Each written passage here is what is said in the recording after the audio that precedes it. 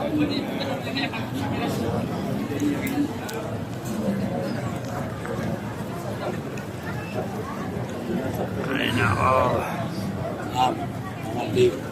Akbar. Allahu Akbar. Allahu Akbar. Allahu Akbar. Allahu Akbar. Shukran. Bismillahirrahmanirrahim. Assalamualaikum warahmatullahi ta'ala wabarakatuh. So, sila-sila nami kano mga official tano anak kadalpasya iganatan sa kano papuntayan tano a commander tano siya sa Lanao del Norte si Commander Bravo o doso mga taga-Baranin ang mga commander.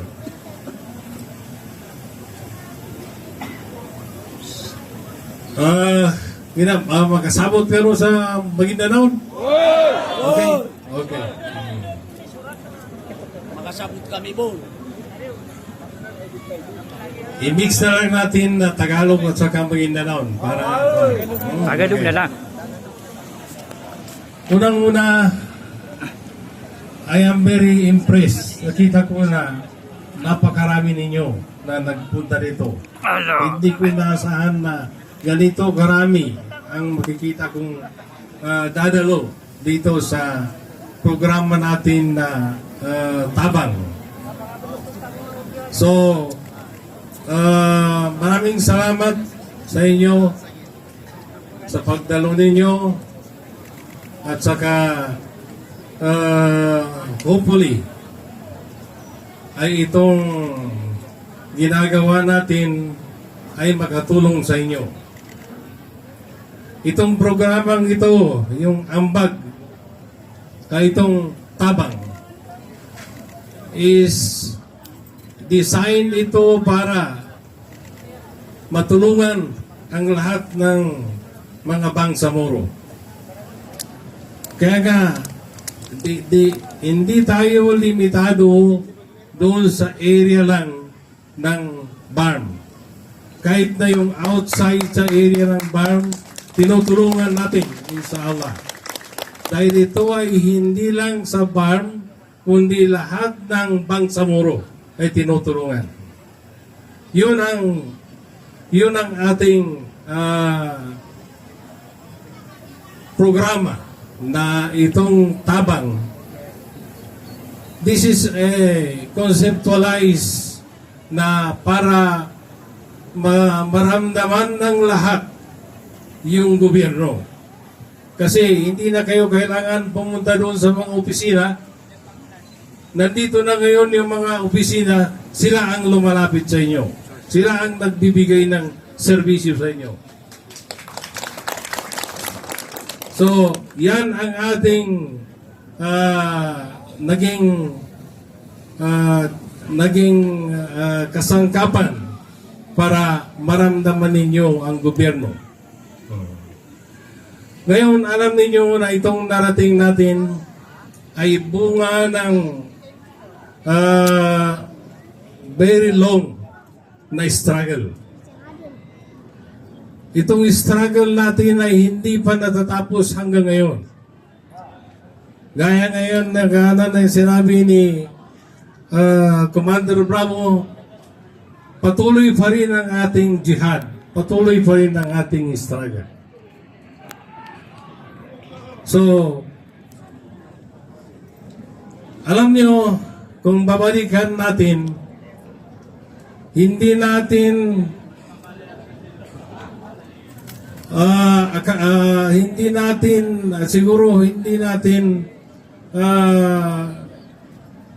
na natanto na itong narating natin ngayon ay mararating natin. Nagsimula tayong mag-struggle itong Bangsamoro mga early 60s, 1960s. From 1960s, gradually nag-organize tayo. Nag-organize ang ating mga leader para Alam ninyo na maraming mga organization noon na pinatayo para magkaroon ng daan na magkaroon tayo ng struggle. Kasi alam natin na wala tayong, hindi tayo makasurvive kung hindi tayo mag-struggle. So ngayon, alhamdulillah, nakita natin na itong bunga ng ating struggle ay hindi natin inaakala na marating natin ito. Yung siguro nung mga 1960s, hindi natin inaakala na marating natin ito. But alhamdulillah, itong narating natin ay isang biyaya na nagaling sa Allah, nangyaling sa Allah na naging dahilan kung bakit natin narating itong Bangsamoro Autonomous Region in Muslim Mindanao. Alam ninyo na noon, ang gusto natin ay masiparate tayo sa Pilipinas. Kasi nakita natin na kailangan tayong mamuhay according to our own way of life. Kaya yung struggle natin noon is separation, secession. Ibig sabihin, hihiwalay tayo sa Pilipinas. Yun ang gusto natin. Pero later on, na-realize natin na mas mahirap ang yun. Kaya tayo ay pumayag. Minyagtano sa yata no masampay na autonomous government. Yaman na autonomous government na gobyerno adan baya-bayanin ugay nasakup pa mun no gobyerno amasra. Ugay na adan baya-baya tanong. So, sabab sa kinang gobyerno tanong niya na nilay tanong i-Marakali development ana pangalan tanong. Sa maya na yan paganayan pinakamasra development na pagana yan to na sakita na yung pinakapubri region siya sa Pilipinas. Sa guna, alhamdulillah, nawa tano santuwa ay status. Hindi na tayo ang pinakapubring region. Tayo ay yung poverty incidence natin ay na-reduce natin sa pinakamababang antas. So, hindi na ang Bangsamoro ang pinaka-pobring region. So, yan ay isa sa accomplishment natin. And then, sa development natin, napakarami na ang development na naiparating natin sa ating dito sa economic growth ay nakita natin na yung poverty incidence gaya na nasabi ko ay na-reduce from 35%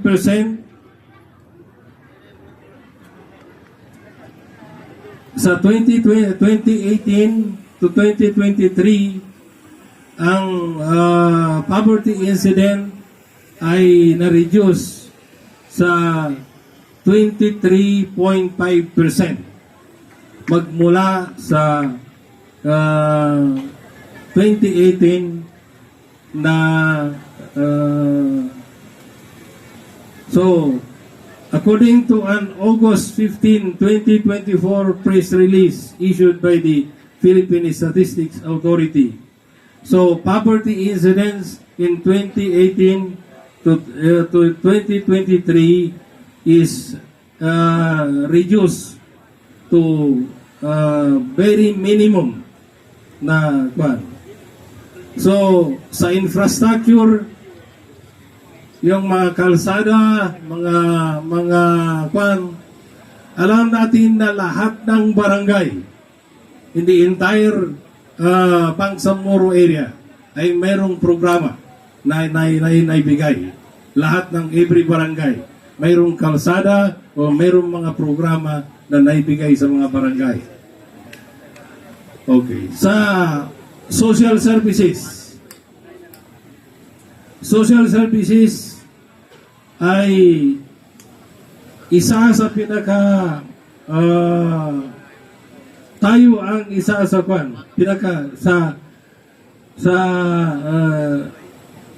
umabot tayo ng 43,061 sa itong year na ito. And then sa healthcare,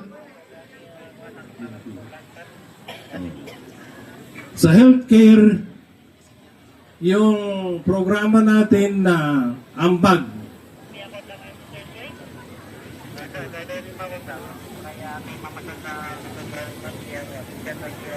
meron tayong 120 na land ambulances, 20 na cadaver transport, then sea ambulance, mobile clinic, and then yung barangay health workers na 8,600. So, ang napagservisyohan ng ambag ay umabot sa 137,000 na pasyente. Na karamihan dito ay na hospital, na nakalabas sa hospital na walang binayaran na kahit na isang sentimo. 137,000 na pasyente. So, patuloy ito na programa natin sa lahat ng mga public hospital. Pwede kayong magpagamot doon, then i-register lang ninyo sa ambag, and then yung babayaran ninyo, babayaran na ng ambag. So ito'y hindi lang sa area na sakop ng BARM, kundi pati dito sa mga hospital dito sa inyo, sa outside territory.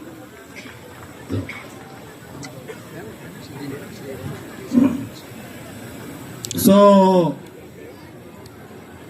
sa Tabang, mayroon na tayong beneficiaries na umabot ng 195,000.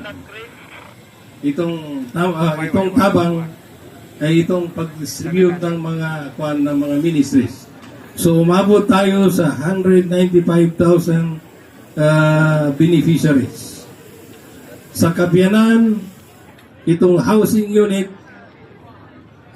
mayroon tayong 1,410 housing unit na naipatayo na. Mayroong 8,319 na under construction.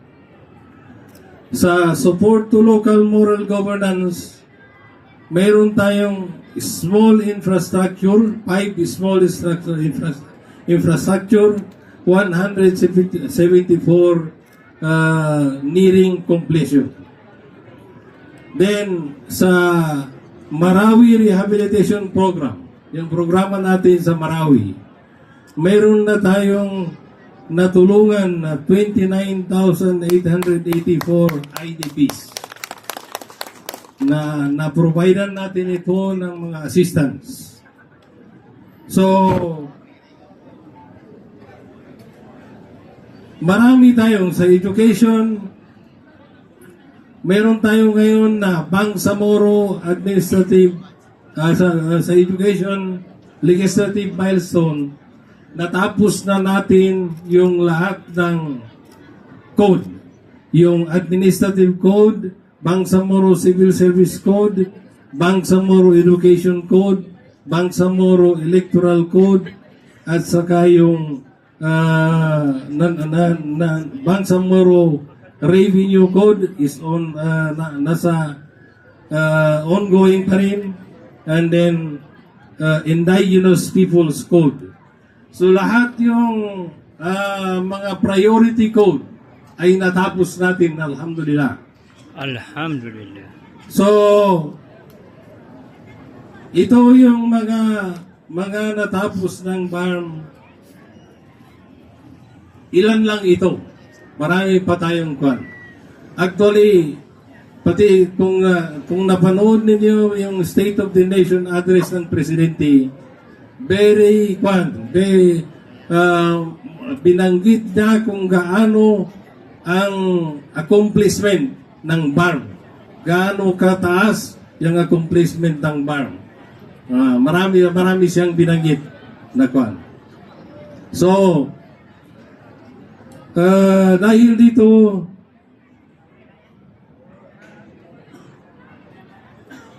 hopefully, inshallah na patuloy pa rin tayo na magkaroon ng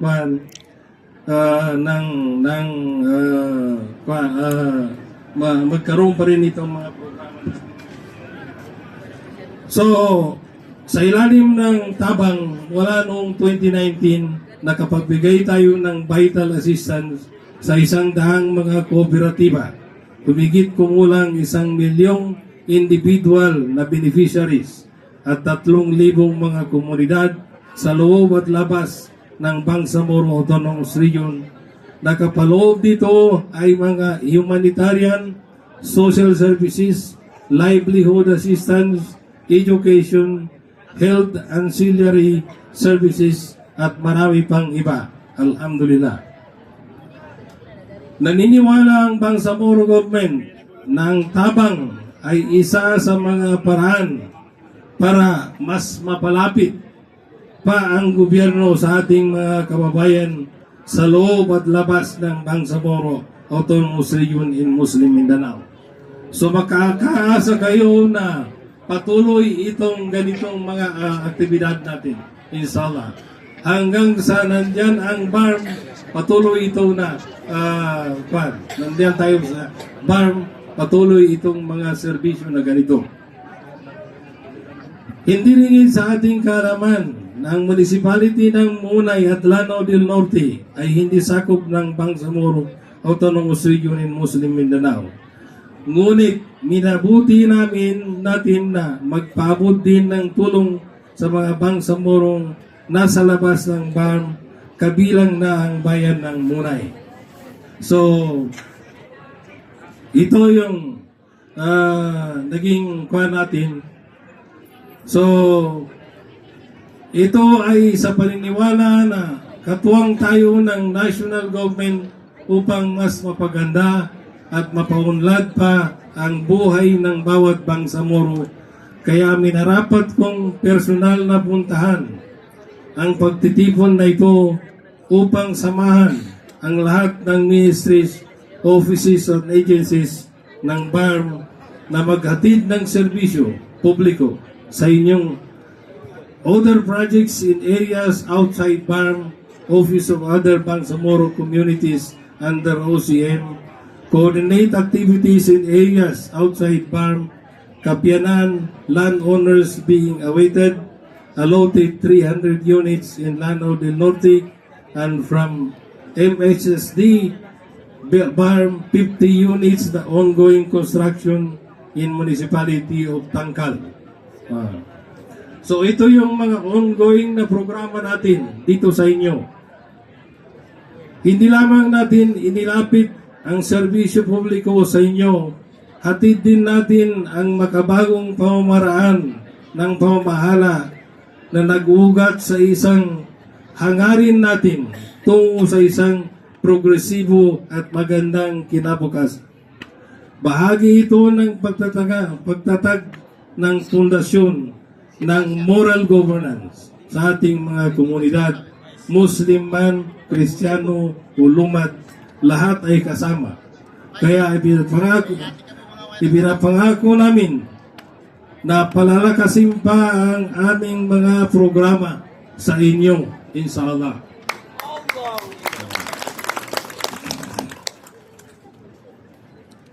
So, itong ginawa natin ngayon ay panimula pa lamang ito. Inshallah, patuloy itong gagawin natin. Although, kasi itong tabang is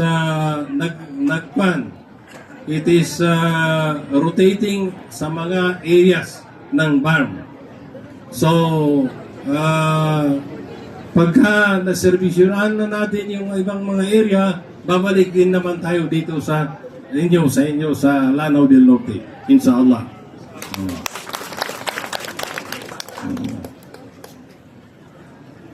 So, itong mga programa na sa health, kasama kayo rito na makakwan. You can kwan kasi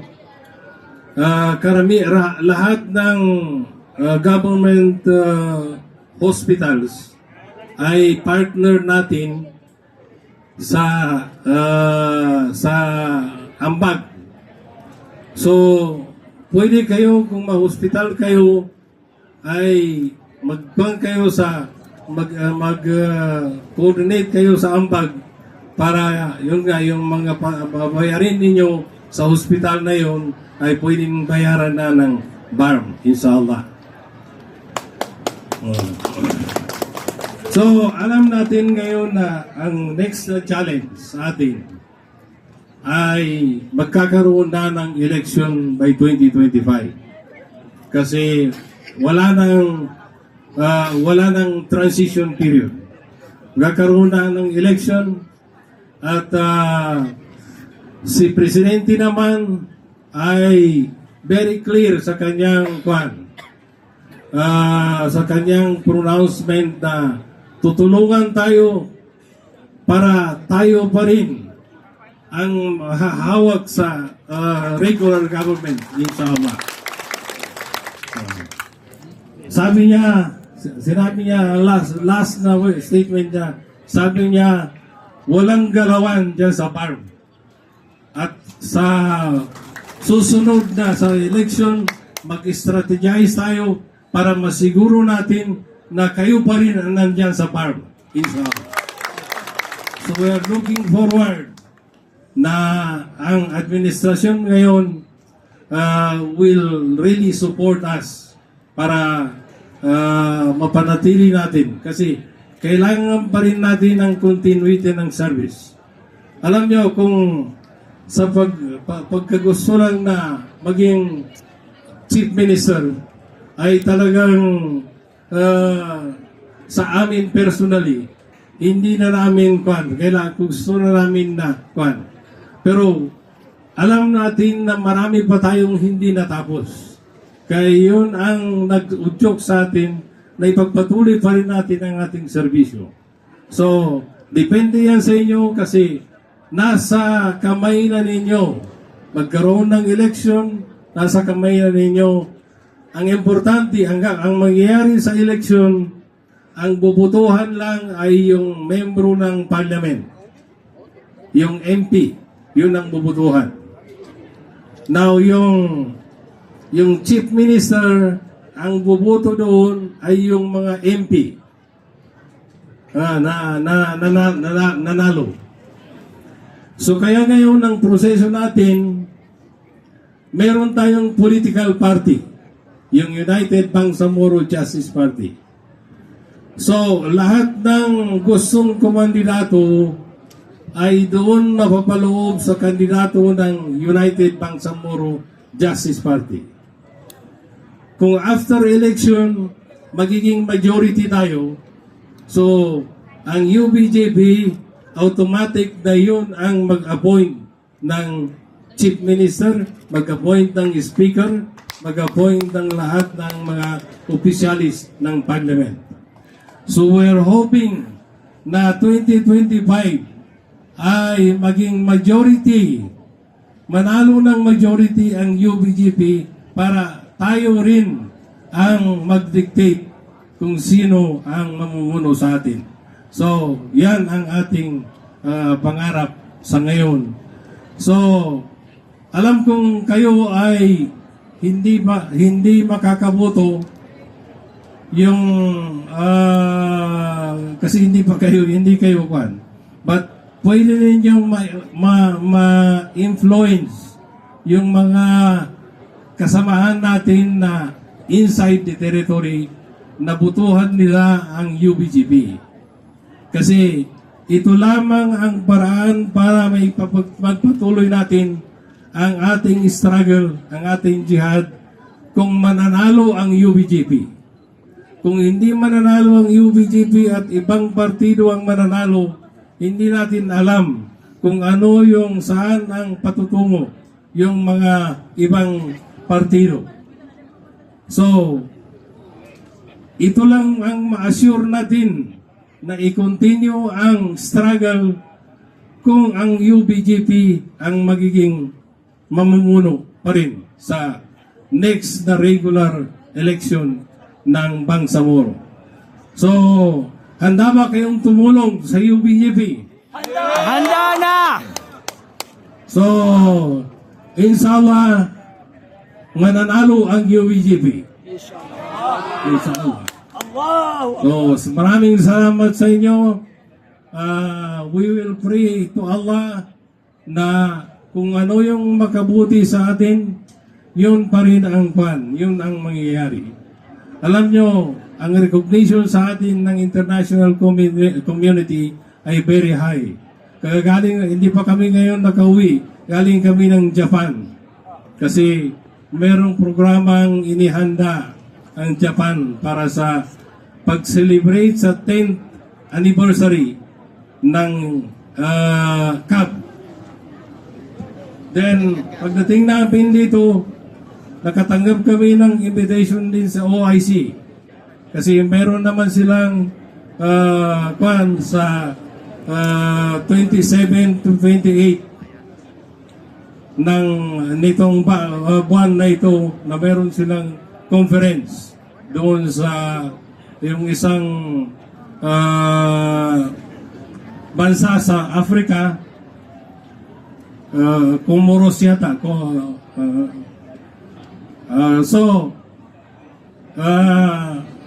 Pinapa-attend tayo para magbigay ng report kung ano na ang situation ng Bangsamoro. So patuloy pa rin ang OIC na nagmumonitor sa atin para ma-ensure na kung ano yung nakuha natin ay magiging pakinabangan natin, inshallah. So, lahat ng international community, yung mga bansa na tumulong sa atin, tulad ng Turkey, tulad ng Malaysia, tulad ng ibang mga bansa, lahat ng mga bansang ito, patuloy na nagmumonitor sa atin upang ma-assure na tayo ay yung napagkasunduan ay magiging beneficial sa atin. So, with that, maraming salamat sa inyo sa pagpunta at hopefully ay magkakaroon pa rin tayo ng another gathering na kung hindi kasing laki nito ay mas malaki pa rito, inshallah, sa next time. So, yun lang. Wassalamualaikum warahmatullahi wabarakatuh. Waalaikumsalam. Alhamdulillah, syukran, Chief Minister.